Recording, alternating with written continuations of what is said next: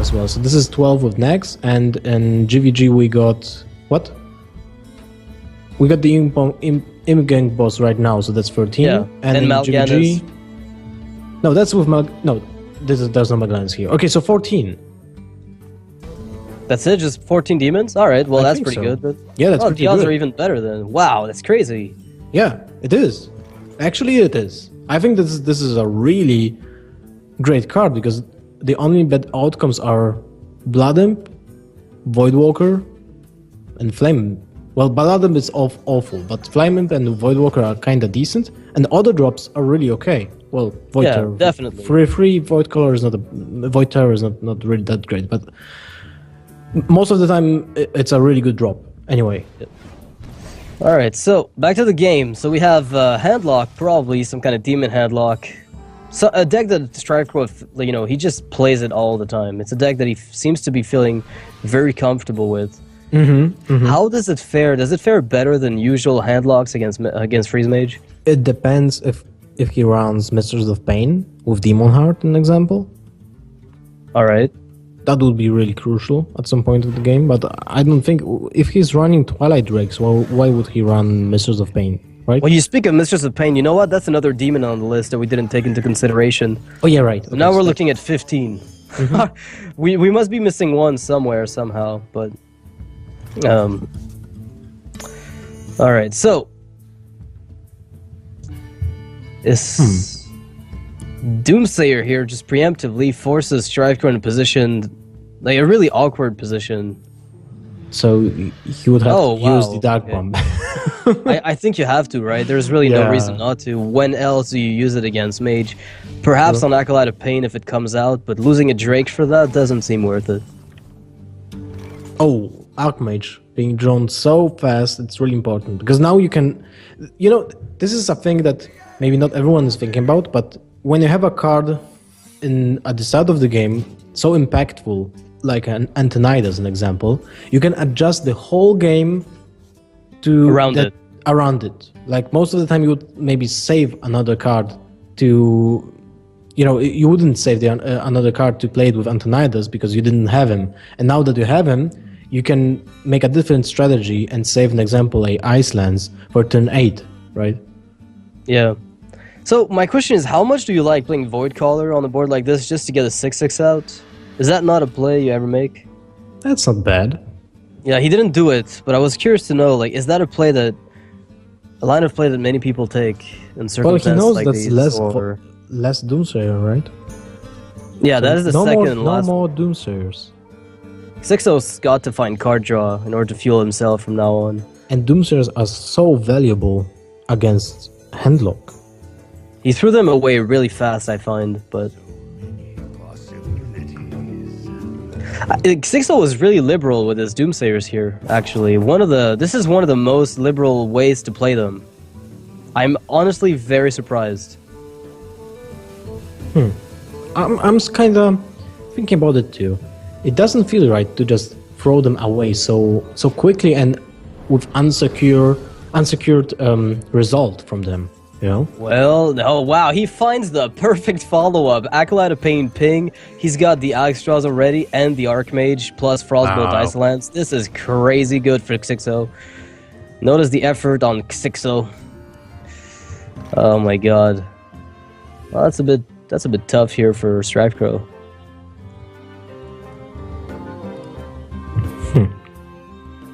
You know the zombie chars are basically dead. I mean, dead cards. Yeah. If you play you almost don't want to use them, in effect. You know there is no mirror entity in that mage. Although it's so funny if someone runs a single mirror entity in a freeze mage and caught someone off guard with that. I think Xixo was running a freeze mage with one mirror entity and and Powdered Shredders. I remember, I think, a variant on it from Xixo himself. Really? That would be pretty funny, but...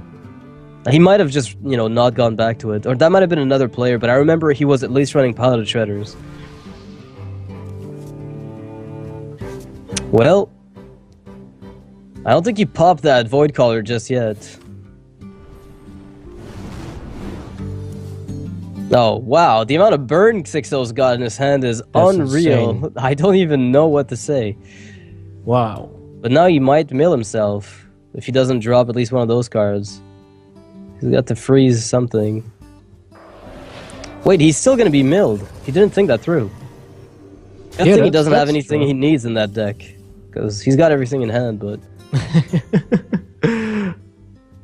Yeah, he doesn't need anything else, does he? Yeah, He's he doesn't need anything else. That's basically... If you mill an ice barrier, you're okay with that. Yeah. I guess you don't want to lose the second ice lance, perhaps. That's like the worst at this point, and even then it's not too bad.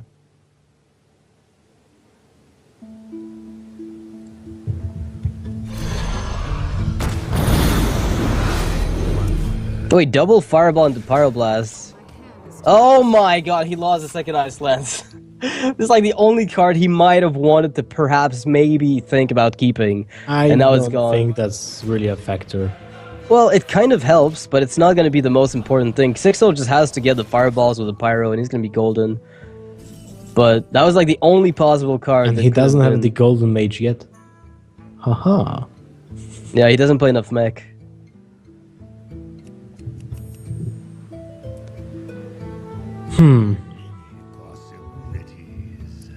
So what what is the plan as handlock? You have to deal with the Antonidas, because if you won't deal with him instantly right now, you lose the whole game. Right. Yeah, you just throw away everything else. And to deal with him, you have to play both Hellfire and Defend of Argus. This is such an all-in play. I mean, this is the only way you kill the Archmage. The thing is, if you don't kill the Archmage... You lose. You lose. So you ultimately have to commit, despite the fact that it feels horrible. Unless you top deck an Owl from the tap. No. But that's a very, very, very all-in play. I would say that he doesn't run a Siphon Soul because he runs Void Colors and the Infernal. And the Infernals, yes. Yeah. And you don't... Well, you didn't even want to get a minion from that Void Color now. Because after you sacrifice the Void Color, you have to play the Hellfire. The Hellfire, yeah. Yeah. So I think I have Xixo's line of play here. Then again, if he double fireballs and Jiraxis is played, he's then one turn behind because their heal bot could then come out. So do you Alex first and see what comes of it? This might still be the best way to win because you've got a follow-up of 28 damage with 3 fireballs and pyro. I think that is still better than going all-out spells for the time being. I bring life and... I've never known what she follows up with. I don't know what Alex Strauza brings. I know she brings life, but the rest... She brings life and lethal, probably. How much that's about it. Did Xixo used? One, right? One Frostbolt, I think. Yeah, there's been one Frostbolt, one Ice Lance was milled. If he draws the second one, it's game instantly. Even if he doesn't, there's 26 points of damage. There's a heal bot, right? So yeah, the heal bot is going to come down for sure. Yeah, but that doesn't matter. Yeah. Blood Mage, Fireball. That's 12 plus Pyroblast. That's 1 of lethal. Does Xixo has Ice Barrier up? He's got an Ice Block up. No Ice Barrier, though. But he's got the Ice Block, so... for sure. Well, wait. He does have Ice Block. Yeah, he's fine. He's gonna be way fine. Unless StrifeCro top decks even more... No, Xixo just plays safe. Yeah, I can't blame him. Because if you go double Fireball and your Axis comes out, then you hate yourself. And it might have come out, in fact. That's actually not a bad card for StrifeCro. I'd venture to say that's probably the best card for StrifeCro. I don't think so. Well, you will use it to heal 2 points of damage, because that's what it will do. You will get Pyroblast right now. Well, it's that or you die right away. So I guess it's better than nothing. Heal bot might have been a bit better.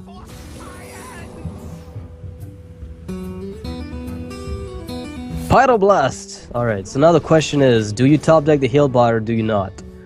Dun, dun, dun, dun. Nope, Shadow not Flame. here. Nope. So you have to use Drax. That's so weak.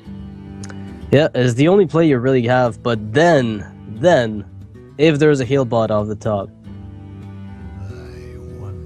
I think he would live because he's taking 14 from Blood Mage double Fireball, but he's not dead yet. And so he finds the heal bot. He's out of range of the second Fireball, and Xixo needs to top deck the second Frostbolt. Oh man, could that really be true? No. Could this be happening? It's possible. If a heal bot is top deck for StrifeCro, this could be incredible. Or Major Domo Executives.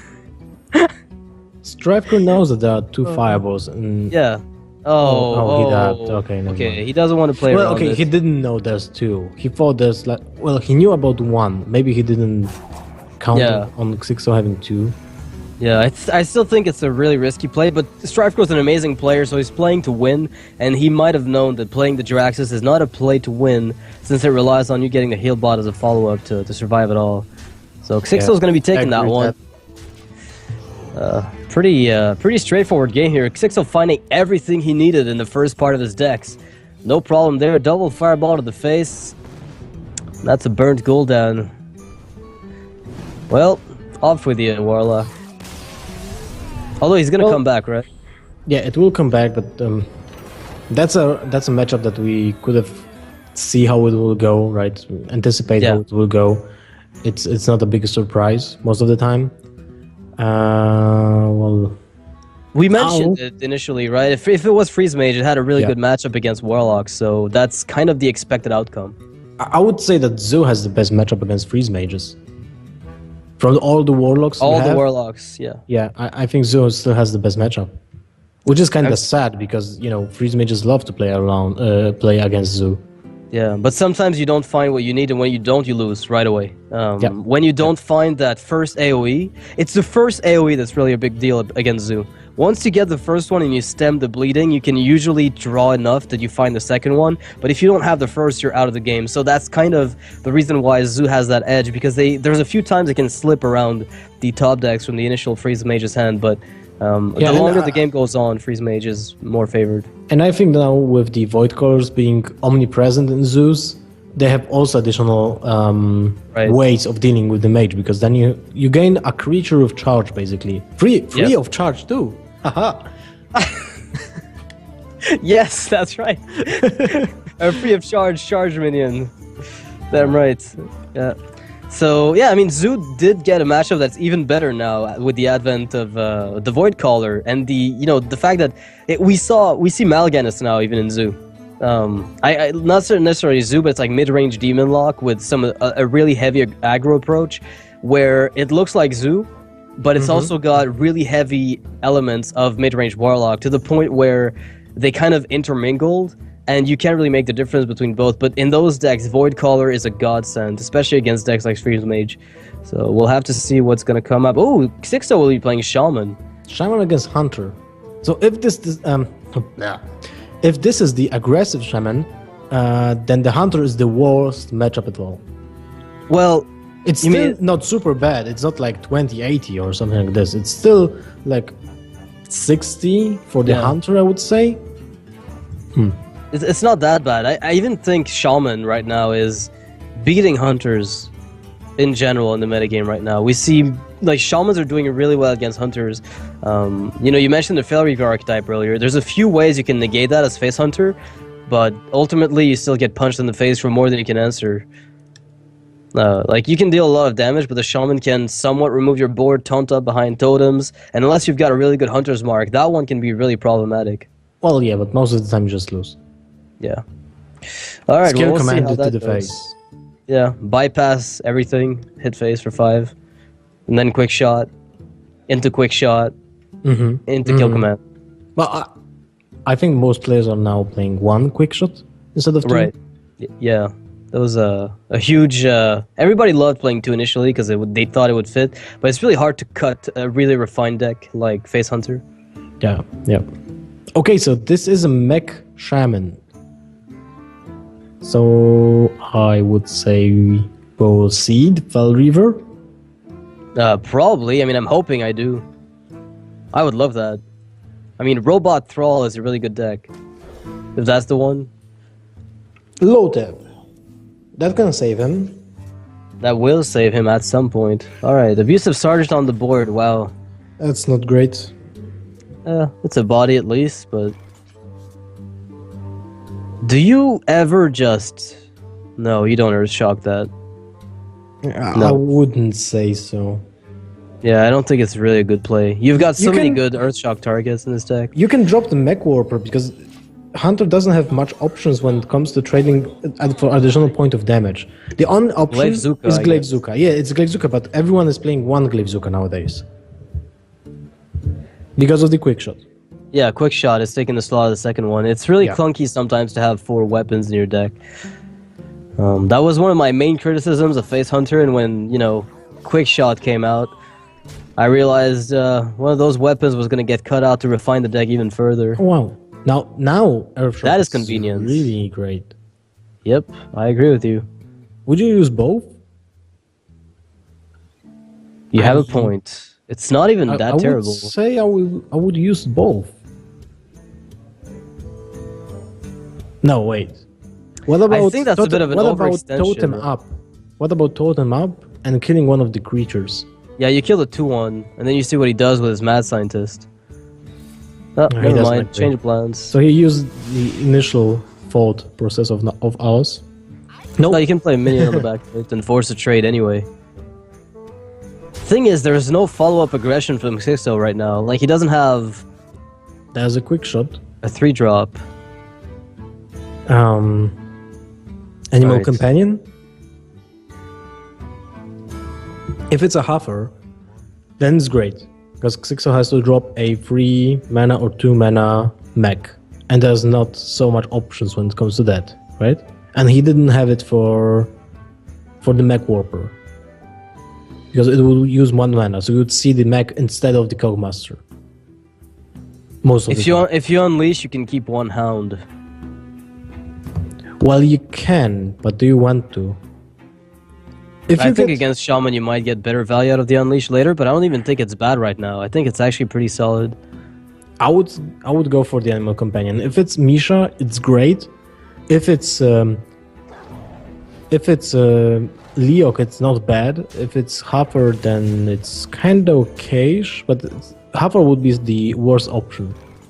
It's a Morik. Alright, so apparently just 1 hound stays on the board, and Xixo is not even going to have to worry too much about Abusive. He's going to be able to take it out with the Earthshock and decided not to play. StrifeCro trade his Mech Warper instead of the Abusive Sergeant? No, wait, well, never mind. No, it's... never mind, don't talk about it. Alright, I forgot already, it's gone. You know, this aggression from the Hunter looks good on paper, but it's starting to look a little weaker as we go down, right? Very weak. Because of one thing. You already saw 1 Unleash the Hounds. So now, Xixo will just overextend really, really heavily most of the time. Well, if he finds a Misha, it's not... Oh, that's a good card for later. Yeah, but now you have to use Animal Companion or Wolf Rider and you just go face. Ah, Leok sucks now. Well, that sort of forces removal, but you can't afford to do so. At least you can deny the Unleash with Loatheb. And the Hunter is in a bit of a weird spot, I'd say.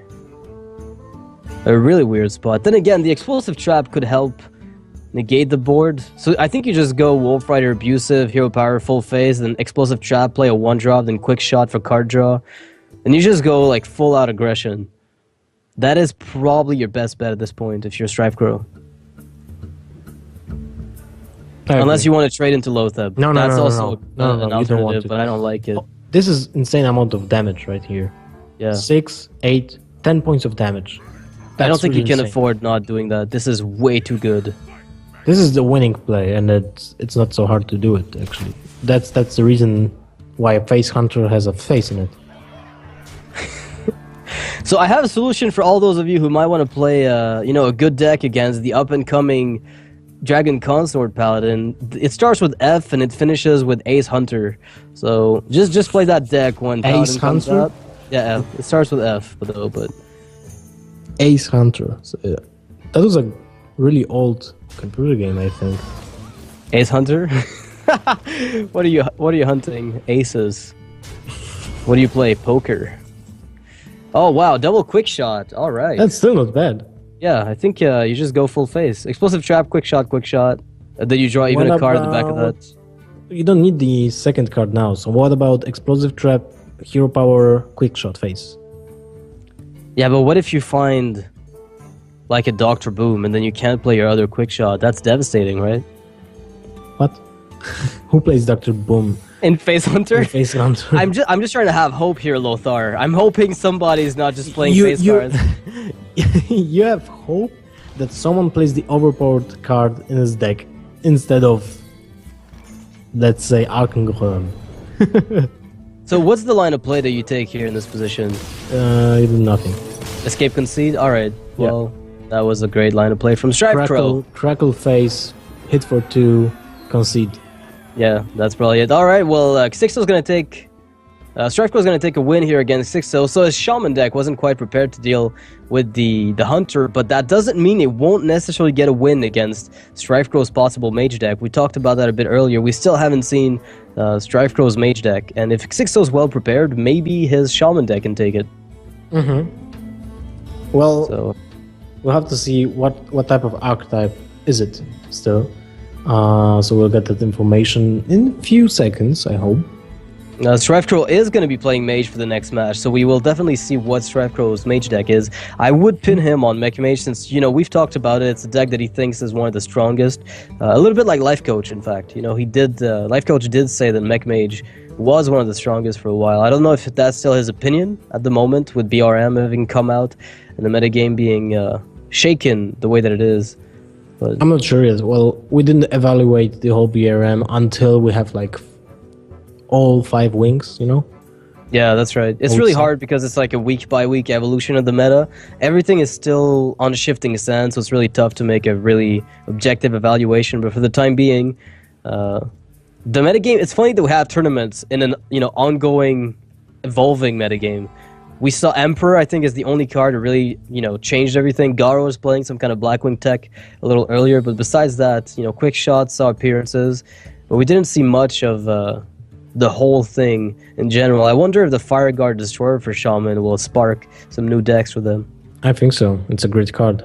At least on paper. We'll see how it will look on the board. But what do you think if StrifeCro managed to pull off here a surprise, and if he plays Freeze Mage, this is a really great matchup.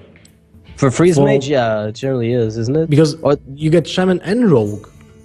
Right. Yeah, So- those are 2 matchups you can definitely get. Although Rogue, if it's playing, the whole Blade Flurry thing, has a better matchup than it used to.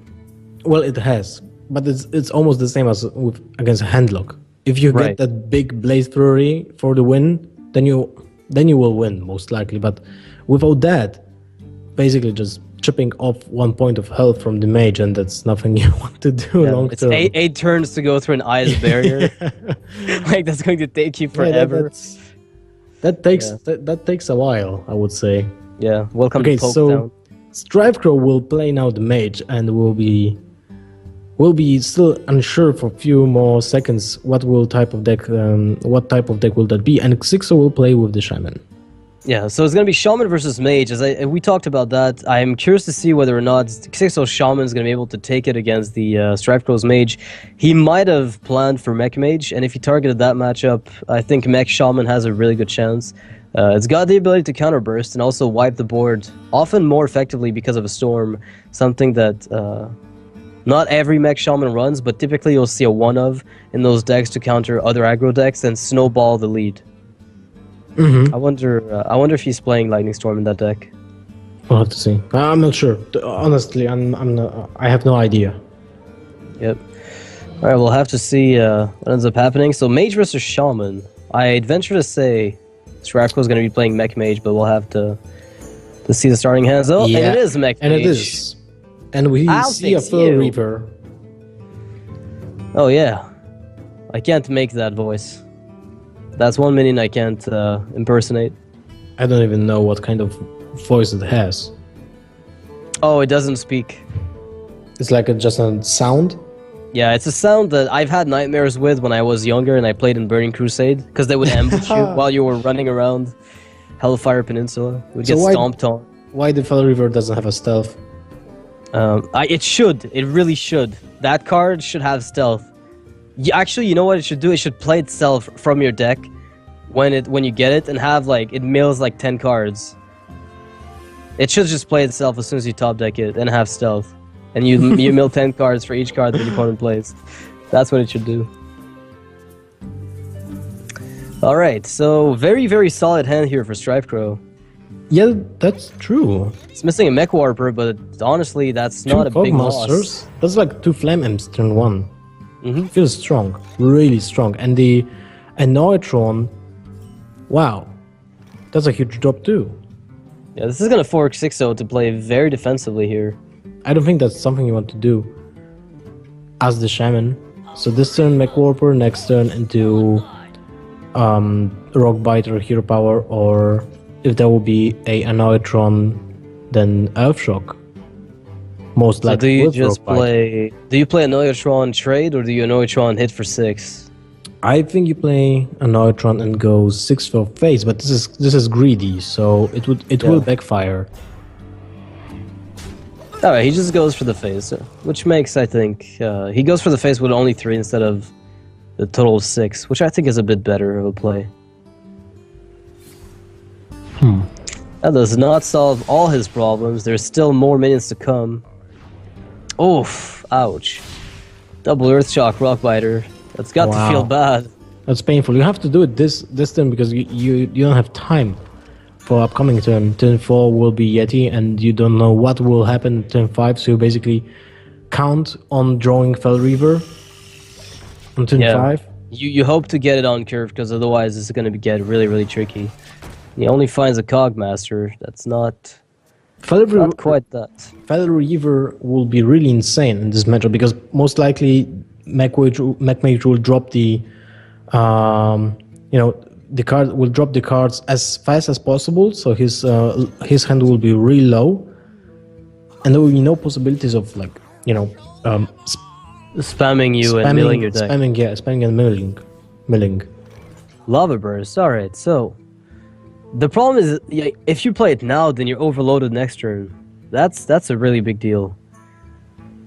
Do you just Totem Cogmaster kill the Spider Tank? Oh, but then you're feeding him a Fire Hell if he trades away the Mad Scientist. Well, you need the Fire Elemental next turn.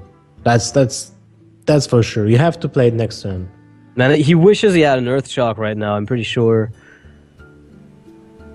Like, that Earth Shock would be so good at the Mad Scientist, but I think he might have to overextend the Lava Burst. He's gonna feed a Cogmaster to his opponent next turn. Definitely a good line of play. Oh! Now, this is a draw. This is a really good draw, but I think you keep it for the next turn. Oh, he didn't. Okay. Does he have to? What are the odds that a Hex comes out, for instance, on this board? Why Hex? What about Lightning Storm? That a mech would take out all the mechs? Yeah, and then your mage kind of weakens. I don't know. I'm not sure. I would rather keep it in my hand and drop it now. But okay, it turned out really well for StrifeCro here. Okay, 2 minutes brought down to 1. That sucks. That makes, I mean, one of them is going to be Pinging Bolt, so it's really not that bad. You pick your choice. I guess you ping the Shredder. Or trade away them. It doesn't matter which one you ping. If you're planning to kill both. No, okay.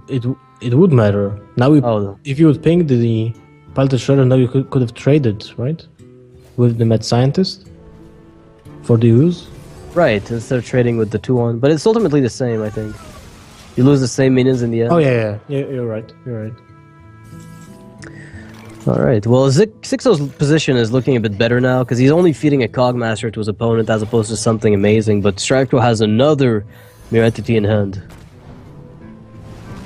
And the Mech Warper! Wow! Are you playing Mech or are you not? That's not the two draw. Does it make any difference? Well, it makes difference for additional spare part or for a ping without spare yeah. parts. That's what it means, the mech draw. I mean, you could actually reversing switch your Cogmaster. Does it work? Because from what I remember, now it used works. to buff it up. Now, Okay, yeah, they fixed now it. it works. They fixed it. I lost such an important ladder game because of that. That is a really good play here. If you go for Potted Sky Golem, Whirling Blades, reversing switch. I mean, I don't even mind that. Or you trade into the Fire Alley with a ping. It's not even bad. But oh man. They spotted Sky Golem. Meritity and keep the board. His opponent has a spare part and 1 card in hand, and he's on 14 health against a mage. I don't see that feeling too good for Xixo. You're a little late, mate.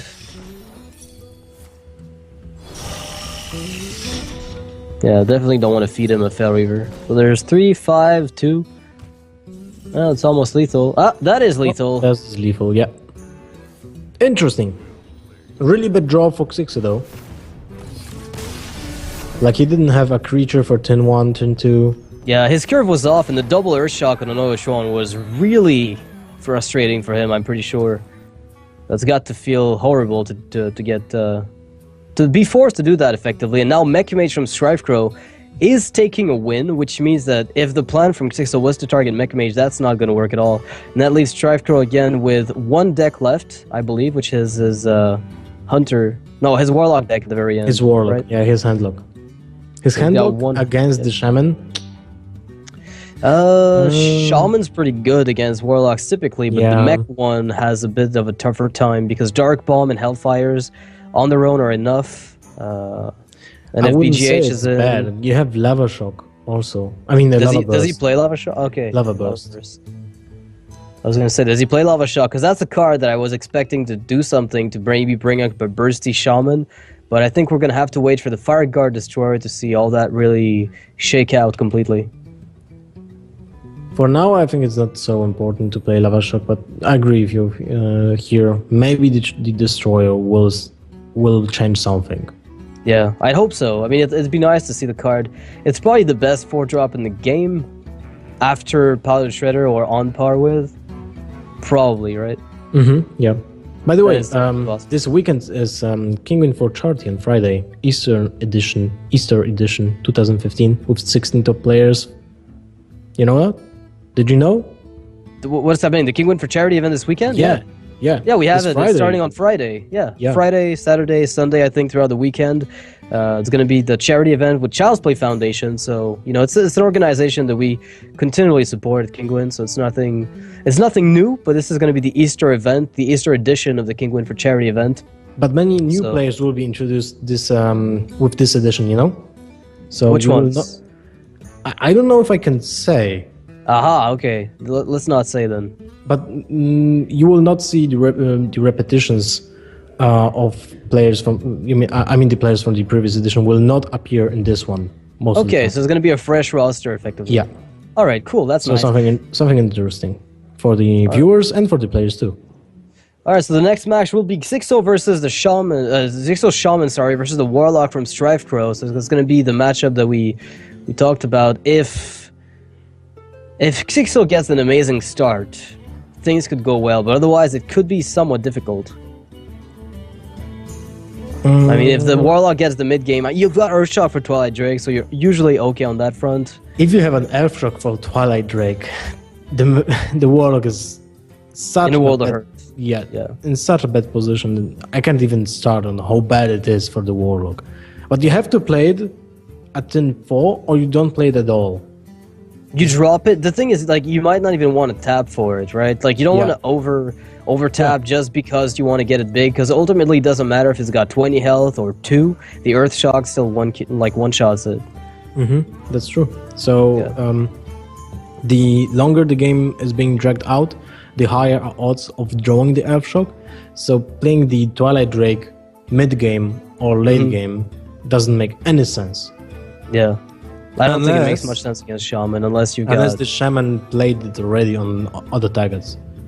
Like on Anoyatron twice, right? Or on Ancient Watcher. Yes, that's a great play. Earth-shocking Ancient Watchers is one of the best plays you can make in the game. Well, sometimes you have to do it because it has taunt, and you have to go somehow. You have to find a way to go through it. And then you have They to have to use go the all in. F-Shock. Yeah. Alright, so there is a Splatter Tank and a Fel Reaver here in Xixo's hand. Does he keep the Earth Shock? You definitely keep. You've seen the fact that it's a hand lock, so you keep Earth Shock Yep. pretty much all the time. I would say you could keep this entire hand if you wanted, honestly. You can coin out the Fel Reaver turn 4. I mean, you do nothing turn 1, then you get a turn 2 Annoy, turn 3 Spider, turn 4 Fel Reaver, or Earth Shock Drake. Well, he didn't agree. And he got a worse hand. Interesting. How could that have gotten worse? We know now. I would say I agree with mulliganing the Annoytron, but I didn't get the idea of Spider Tank. You have a Spider Tank dies to Twilight Drake, but you have the F-Shock. Yeah, well, maybe he didn't mulligan it, and it was just a glitch from spectator mode, but I wouldn't think so. Oh wow, Ragnaros, hello. That's 8 points of direct damage to the face, man. Yeah, dude, what are you doing? What is this game? Is this Hearthstone or what? Welcome to Face Stone.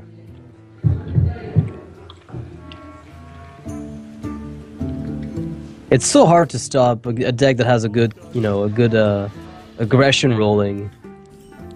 When they start to get the initiative, it's really tough to stop in Hearthstone. The same rule applies to every single card game.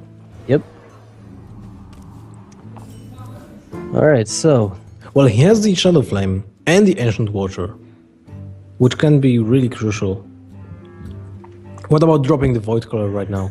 I think you have to. If only for the body. You don't really care too much about... It's about the bluff. Yeah. This is Oh, skill, wow. man. You bluff your opponent. Are you playing poker? Did I raise like 300k from $5 in 1 year? I don't know, did you? Because I sure did. In fact, I'm challenging you to 1v1. Best of one Best of one. with 15 cards. Best of one, poker hand. You know, we're going to play an SNG, All in. $1,500. I'm all in first hand, and whoever wins the best poker player. You know, this is like the micro stakes. You go in there, everybody's just shoving all in. You don't know what's happening. You're like, wait, what? Okay, somebody's got to have, like, something going on here. Welcome to poker micro stakes. Alright, so Doomhammer gets developed here. There's no anti-weapon tech in the Warlock's deck, so... This is definitely gonna work. Wait, didn't he use the Harrison in the Warlock? Yeah, it's a great card because you need the card draw. Gara might have. Gara probably did. Maybe. I'm thinking about it, but nah. I'm pretty sure Gara's running Harrison everywhere. Gara runs Harrison in every deck. I think you lose. Well, that's an unlucky draw. I think you just play... I mean, Shadow Flame is such a bad card for you to see here. Do you have to crackle her? No. Annoyatron Totem go face. Yeah, and hope there's no flame. That's 7. Otherwise, you give him an Annoytron, which you're okay with. 'cause That's it's 7 just easy to points. kill. 7 damage, so he will be at 13 life. And you have a crackle with lava burst, so that's at least 7. With a lucky draw, you can almost kill him. If you roll a air power totem, you can kill him. Rockbiter would kill him, right? Yeah, also. Yeah. Or a second crackle, even. And that's what I love about Burst Shaman, is its ability to just take games like this, So end them before they get too late. So I bet you have to... I bet you love also the Face Hunter, because it's basically the same. Yeah, it's the exact same mechanic. You just go full face. SM Orc. Loktar Ogar! Oh man, you remember the Weapon Warrior to the face decks? Like, Annoytron made that impossible. Slush Belcher made that impossible, but those used to be so fun to play. Like, With there double owls, double brawls. Yeah. Just full face. Double owl, double brawl, heroic strike, moto strike. Oh man. The same was in World of Warcraft TCG. There was a warrior with Mortal Strikes, which was an instant damage spell, which dealt so much damage as your weapon +1. +1? Oh my god, this is crazy. For 2 points of mana, with instant. And also, if it was played in instantly, you denied your opponent's ability to heal for the whole turn. So it was a counter Are you spell kidding to me? heals. This is crazy. Yeah, it was insane. For aggro, that's actually really insane. Alright, so StrifeCro goes for the Molten Giant instead of the Earthling Farseer. It might... Actually, wait. There's possible lethal here. Yeah, it is. 5 plus 6 could be lethal, straight up. If Crackle hits for high values, this could be game. You think you will use it? I don't think so. No, I don't think so. That's way too risky. You kill it on Nitro and drop the creatures and go face. Yeah. He played one Molten Giant, so you just go for the 11. Well, now that gives a really good opportunity for StrifeCro to heal up with the heal Now, bot this and the is Earthling. great. This is great. What is? Defender. With the Ancient Watcher? Or... I mean, I prefer anti-heal bot with Earthen Ring, but... What about Farseer Defensive August? I think this is the most valuable. Okay, I don't dislike that. It's just that you're negating the entire Rockbiter line of play by playing those two minions anyway. Oh, he has the Molten Giant. Okay. 4, 5, 6. Wait. There's... No, there's... Rockbiter would have to be played. Yeah, he can't die unless there's a Spell Power Totem and High Roll on Crackle. I think Swagneros is gonna have to come out. Snipe his face. I think that's the... Actually, he's dead if that doesn't happen. If it doesn't kill a minion, he's dead. Oh my goodness. Wow. The only thing he really wanted to see get hit, and it did. Alright. This sucks for StrifeCro. He doesn't have an answer to it. You double Unless attack Dark- Frag and Hellfire, and then you die. That's really bad. Yep. So what about... What about Dr. Boom? Is that ever a thing you consider? Or do you have to go for Defender because weapons? Yeah, well, I was thinking Dr. Boom, Dark Bomb, McWarper, go face. For 6? Yeah, keep as many minions on the board as you can, right? Or just trade one of them. 5 minutes is a lot. Yeah, for Rag, exactly. I mean, if your opponent has Earth Shock, then so be it.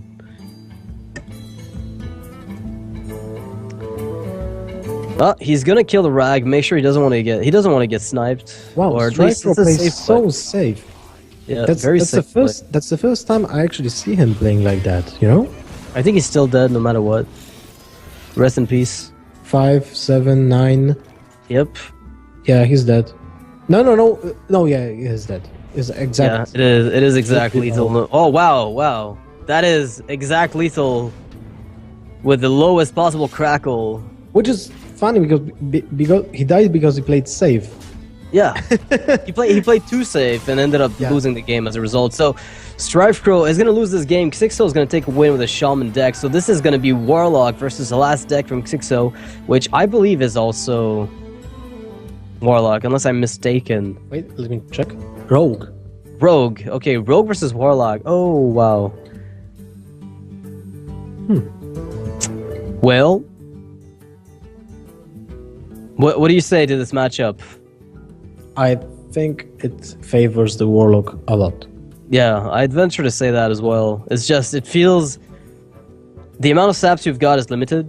Your AoE clears need to be on point when you need them, and you can still get beat down very aggressively. And now with the Void Colors introduction in almost every single Warlock, that even goes beyond the win ratio it had. It makes it even tougher, honestly. Yeah, it makes. For rogues. I'm just curious to see if... like, the rogues got what from this game? They got the Dark Iron Skulker from Blackrock Mountain, which I don't think makes a difference to their already bad matchups. Like, I don't think it improves any of their bad matchups. And Gang Up, which is more of a fun card to play in mill decks mostly. So Yeah, I don't know the I agree. rogues changed too much with Blackrock Mountain, at least not as much as perhaps they did in GVG with Tinker's Sharpsword Oil. And who would have thought of that, right? Yeah. It's pretty crazy. Well, Tinker's Sharpsword is the card that I thought would enable mid-range Rogue if... as an inclusion to Miracle, but then the Gadgetzan nerf was announced at the same time, so it ended up being a complete shift of archetype from one to the other, as opposed to a mix of both. But I'm glad to see the rogues at least have working archetypes at the moment, as opposed to having none. That's when things feel terrible for a class. The game is in a very heavy state of flux right now. We have multiple decks from multiple classes interacting in a metagame that's not really predictable. You can predict it from tournament to tournament, but you can only do so much. Like every class can be participating in those places. True. Yeah, and this is a situation that we are describing before we started today. Like when the metagame is so wide, it actually feels like there's no metagame. Yeah, you can't really prepare against a specific meta if there's too many possible decks into it. Like, there's obviously some better decks than other ones. Fast Druid with Emperor. We've talked about Face Hunter that punishes everything. No matter what it is, it's got the ability to win games against just about every deck. Now we'll see probably the emergence of some kind of mid-range Warlock come back with Demon Wrath, at least for a while. So we'll give it about a month before we see things start to establish themselves in the Blackrock Mountain meta. At the very least. Yep. Well, Xixo's draw is not bad. What do you think? You want the 3 mana creatures against Handlock? Yeah, you force the Dark Bomb and you skip a tap. It's not even that. You need the board control against a deck like Handlock. You need the pressure that you can apply early game to push him into a situation when he can't play both the taunt minions and clear the board. Yeah, which is usually what they aim to do, is play something and then get tempo on the back end by wiping yours. Yep. Kind of like sometimes rogues get that opportunity as well. All right. Well, there's a Mal'Ganis here. That's a really early one.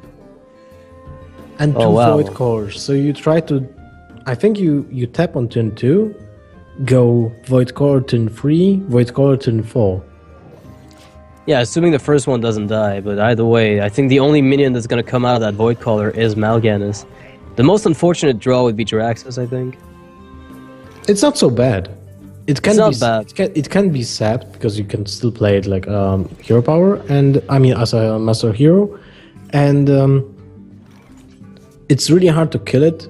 Like, how do you kill a 15 health minion with a rogue? It's impossible.